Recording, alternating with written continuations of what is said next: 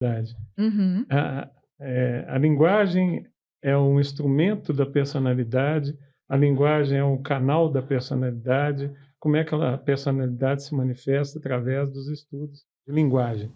Primeiro que se a gente for pensar, aí voltando no Big Five, né, um ponto importante para entender a história de desenvolvimento do modelo dos 5 fatores é que ele foi em parte baseado no que a gente chama de hipótese psicolexical, né. O que que é a hipótese psicolexical?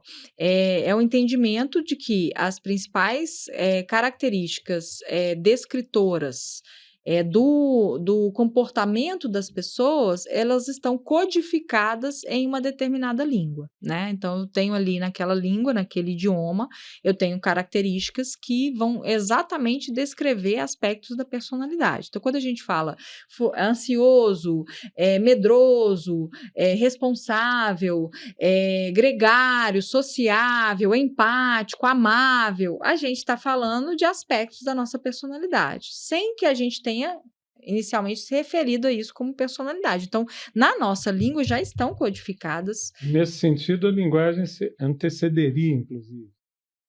Antecederia o modelo, sim, né. Então a nossa linguagem tem ali é fonte de informação sobre o funcionamento das pessoas, né. Então isso, o modelo dos 5 fatores começa aí. Tem uma parte do desenvolvimento que vem de uma parte dos pesquisadores que estavam investigando, né, e propondo o Big Five na época, que estavam fazendo esse mapeamento de descritores da linguagem em dicionários, aí no caso da língua inglesa, né, inicialmente, mas depois foram feitos em outras línguas também, alemão, por exemplo, polonês, né, e alguns outros idiomas, mapeando esses termos que foram as primeiras bases ali de, vamos dizer, questionários de personalidade.